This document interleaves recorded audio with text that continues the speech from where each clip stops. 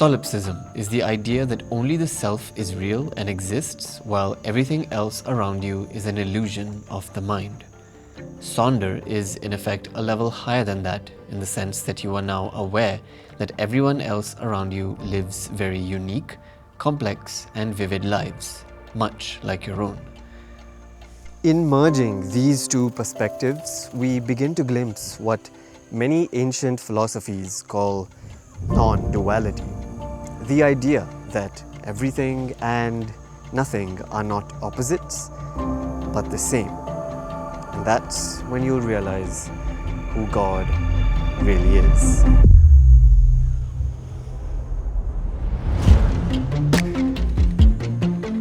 Humans can't possibly know everything.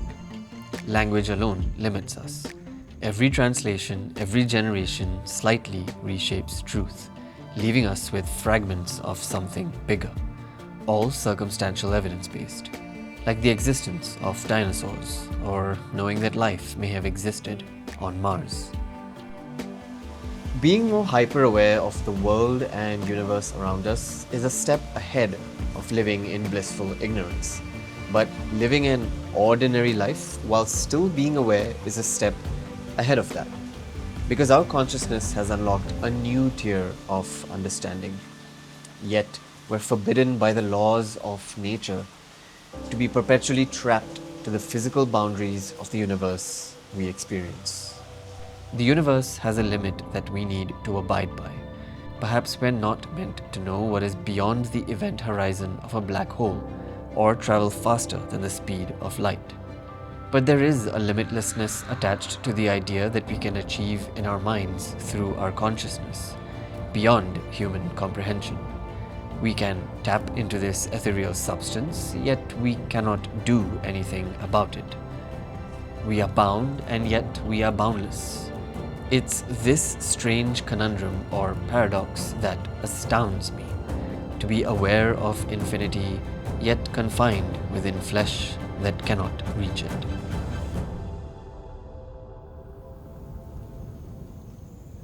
This is where we really have to start asking the real questions, like what even is the universe? Everything is made from atoms and electrons and small particles, but what is beyond that? What goes beyond the Planck length, the smallest measurable unit in our understanding of physics, marking the edge of what we can even currently define? Similarly, we know the universe is expanding. So what's beyond the universe? Because surely if it's expanding, it must be doing so in an environment that exists and is making room for this expansion. Is the universe alive because we know that there is a fabric of space-time that distorts and warps depending on the mass of something?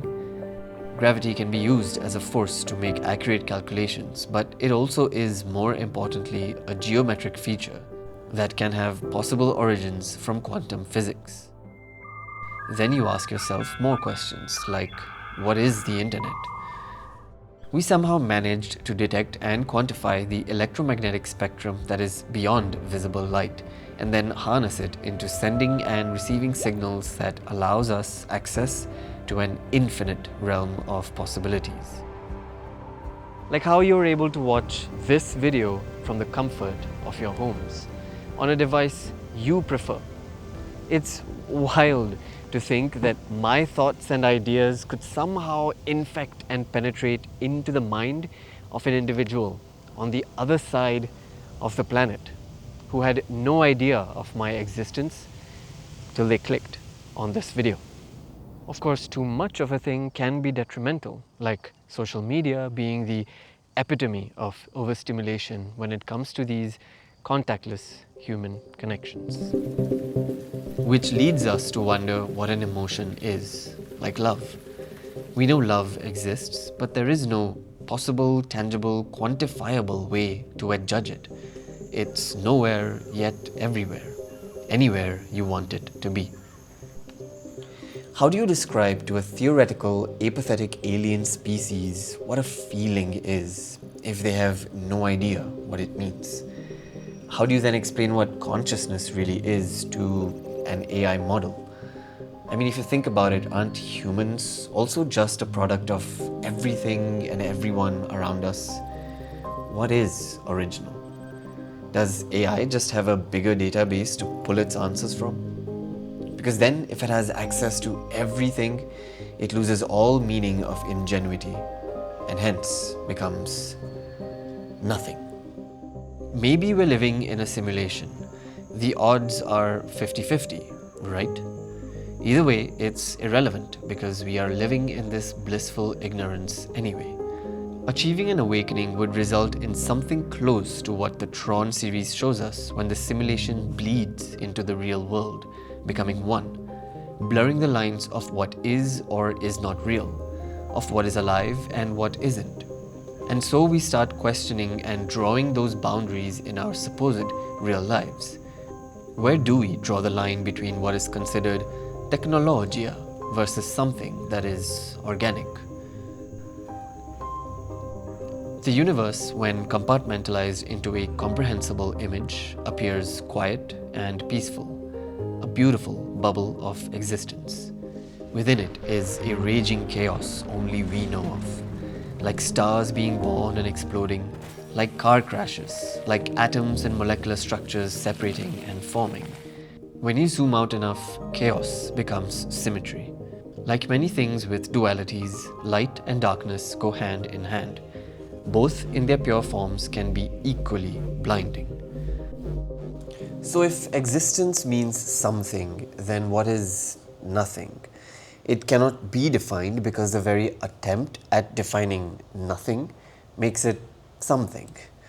Nothing is therefore a paradox. It exists, yet it does not.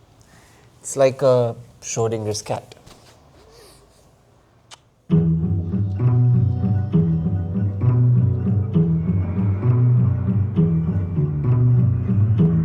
Humans share about 50% of their genetic blueprint with bananas, meaning half our molecular building blocks resemble each other.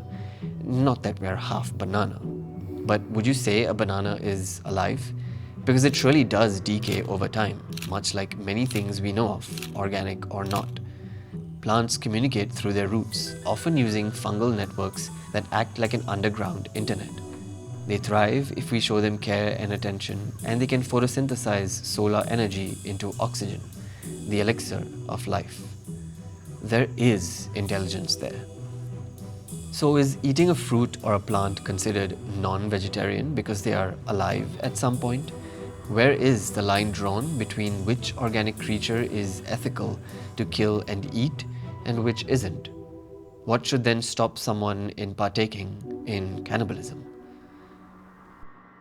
Why do humans have the pride to call ourselves the most superior species when there are so many creatures out there with extraordinary skills we can only imagine? The brute strength of a lion, a spider's ability to swing along magnetic fields, a frog's ability to breathe both on land and water, or a lizard that can climb walls. We revere abilities like these in superhero movies, but fail to recognize the conscious and highly capable organic life that exists on our planet apart from us. Light behaves as both a wave and a particle, and only collapses into one or the other when observed. Is that not sentience?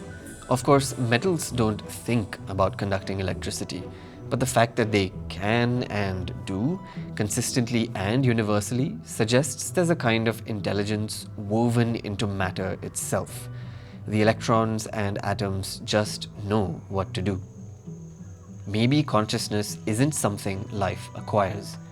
Maybe it's something life reveals from the fabric of existence. Maybe these unexplainable phenomena are like a virus in the simulation we are in, somehow leaking into our dimension. Maybe we're just not an advanced enough species to recognize that we are caged within the confines of our 3D universe, and that anything beyond that is simply, utterly, and incontrovertibly unattainable.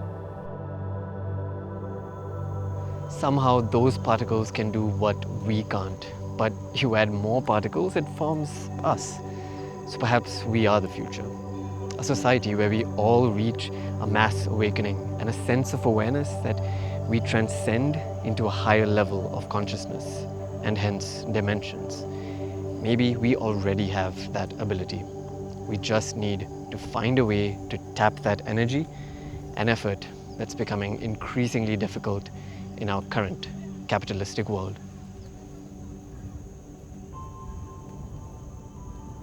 Atoms are basically the building blocks of every single entity in this universe.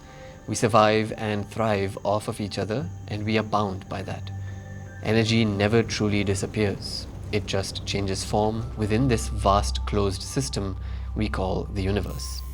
A person dies, a new one is born. Not exactly reincarnation, but if you look from a different lens, it'll be like replacing old body cells with new ones. Then you question, how does that make us, us? Because if so many of the building blocks that make us, ourselves, are constantly renewed, then are we really the same person? Does that mean only our soul remains relatively intact, where we feel and experience life and art through our nervous system, and the rest of our body is just a vessel? A vessel that we are bound to for the duration of our lives, like the universe being self-conscious in these temporary forms, just for us to return back to that ethereal energy that existed long before us and will exist long after us. Maybe we are just reincarnations of each other, physical manifestations that we as a collective consciousness have inhabited into. We are connected to the source, but we are also the source. And maybe that's what all of this points to. A presence so vast it's indistinguishable from existence itself. So, what is God? If God encapsulates everything, if God is an omnipotent being that is everywhere all at once, but also inside us and within our imaginations, and if God cannot stop the disasters and poverty and tyrannies of the world, then God is flawed. But God is perfect. God is almighty. God is sacred. How can God be both ends of the dualities of this spectrum? God exhibits the same duality within humans. So maybe we're all flawed gods. Maybe I am God.